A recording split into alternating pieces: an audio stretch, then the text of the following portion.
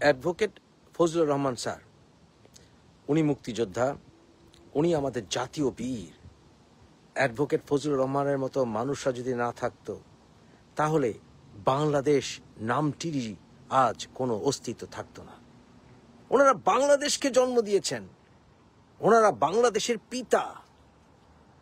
আজ অ্যাডভোকেট ফজলুর রহমানকে এনসিপি, জামাত এবং ওদের দোসররা, ডক্টর ইউনূসের চেলারা যতই অপমান করার চেষ্টা করুক না কেন, তারা আমাদের স্বাধীনতার প্রতীক হয়ে থাকবেই, আমাদের জাতীয় সাহসের প্রতীক হয়ে থাকবেনই। অ্যাডভোকেট ফজলুর রহমান ওনার অবস্থানের সাথে উনি কম্প্রোমাইজ করেননি। ওনার পাশে কেউ ছিল না দলের, আমরা ছিলাম। সাধারণ জনগণকে পাশে নিয়েই অ্যাডভোকেট ফজলুর রহমান স্যার সত্য কথাগুলি বলে গেছেন। যতদিন আমাদের কাছে ওনাদের সেই সাহসের প্রতীক বজায় থাকবে, আমরা স্বাধীনতা রক্ষার জন্য জীবন দেওয়ার জন্য প্রস্তুত হতে থাকব। আমরা কথা বলে যাব। অ্যাডভোকেট ফজলুর রহমানরা আছে বলেই আজ বাংলাদেশ নামটি এখনো টিকে আছে। মনে মনে এই রাজাকাররা ভয় পায়। তাদেরকে অপমান করা যাবে না, অ্যাডভোকেট ফজলুর রহমানকে অপমান করা যাবে না। কারণ দেখেছিলাম একবার একজন নারী, তাকে ঘেরাও করে ফতোয়াবাজরা উলঙ্গ করে পিটিয়েছিল, কিন্তু এতে করে যে সেই ফতোয়াবাজরা উলঙ্গ হয়ে গিয়েছিল তা জাতি শেষ পর্যন্ত বুঝেছিল। ঠিক একইভাবে আমাদের এই বীরদের, বঙ্গবীর কাদের সিদ্দিকী, অ্যাডভোকেট ফজলুর রহমান, পান্না স্যার, এদেরকে যতই অপমান করার চেষ্টা করুক না কেন, তারা আমাদের শিরোধার্য, আমাদের জাতীয় মুরব্বী। তাদের বাড়ির সামনে এই অসভ্য মানুষের সন্তানরা যখন অপমানসূচক কথাবার্তা বলে, তখন নতুন প্রজন্মের কেউ ছিল না। বিএনপির দিকে তাকিয়ে থাকতে হবে যে বিএনপি কি করে, সেনাবাহিনী কি করে। আমি থাকলে তো ছুটে যেতাম। আমাদের সন্তানরা কি করে? নতুন প্রজন্মে কি সাধারণ মানুষরাও ছিল না তাদের টুটি চেপে ধরতে? 1971 সালে যারা মুক্তিযুদ্ধ করেছিল, এই অ্যাডভোকেট ফজলুর রহমানরা, বঙ্গবীর কাদের সিদ্দিকরা, তাদেরকে তো অনেক সাধারণ গ্রামগঞ্জের মানুষ পর্যন্ত আশ্রয় দিয়েছিল, খাবার দিয়েছিল, যে বাবা তোমরা মুক্তিযোদ্ধা চালিয়ে যাও। ধীরে ধীরে নতুন প্রজন্মের সেই সময়ে অনেক সাহসী যুবকরা তাদের পাশে দাঁড়িয়েছিল। বঙ্গবীর কাদের সিদ্দিকীকে অস্ত্র হাতে তুলে নিতে হয়েছিল, অ্যাডভোকেট ফজলুর রহমানকে অস্ত্র হাতে তুলে নিতে হয়েছিল। অ্যাডভোকেট ফজলুর রহমানের ভাগ্নে তার চোখের সামনে মারা গিয়েছিল। আজকে আমরা কি জাতীয়ভাবে এতটাই নপুংসক হয়ে গেলাম যে 90-এর অভ্যুত্থানে আমরা তো তরুণ ছিলাম, আমরা তো এরশাদ বিরোধী আন্দোলন করেছিলাম, আমরা তার সাহস দেখিয়েছিলাম। এখনকার প্রজন্মে কি কেউ নাই যে মুক্তিযোদ্ধাদের অপমান হতে দেখলে তারা গর্জে উঠবে? তারা বলবে আমাকে মেরে ফেলো, আমি কোনো দল করি না, কিন্তু বাংলাদেশের কোনো মুক্তিযোদ্ধার গায়ে হাত তোলা যাবে না যদি সে গর্হিত অপরাধ করেও থাকে। এতটুকু ন্যূনতম মর্যাদা তাদেরকে দিতেই হবে, দিতেই হবে। এরকম সন্তানদেরকে কি আমরা গড়ে তুলতে পারিনি যারা এমন সাহসীভাবে এগিয়ে যাবে? কেন? অ্যাডভোকেট ফজলুর রহমান তো পিতা হিসাবেও সফল। তার সন্তানরা 3 জন ডক্টরেট, 1জন ব্যারিস্টার। উনি অত্যন্ত সাধারণ সাদামাটা জীবনযাপন করেন, ভাড়াটে বাড়িতে থাকেন। এখনো ওনাকে দুশ্চিন্তা করতে হয়, বাড়ির মালিক যদি আমাকে চলে যেতে বলে তাহলে কি হবে?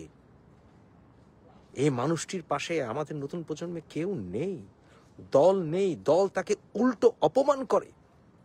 ছি বিএনপি, ছি তারেক রহমান, ছি মির্জা ফখরুল ইসলাম আলমগীর, ছি মির্জা আব্বাস ভাই, ছি সালাউদ্দিন ভাই, ছি ছি ছি ছি দুদু ভাই, জি সোহেল ভাই, ছি ছি ছি ছি ছি। আমাদেরকে দিন দেখতে হলো। কোথায় আপনাদের সাহসী ভূমিকা?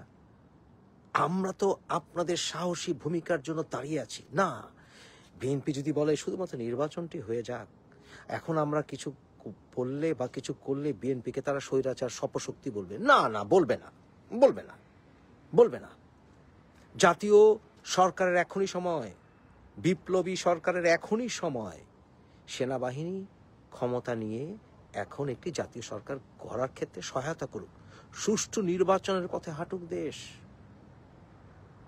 আর না হলে একে একে মুক্তিযোদ্ধাদেরকে তারা ধ্বংস করবে, আমাদের স্বাধীনতার চেতনাকে তারা ধ্বংস করছে।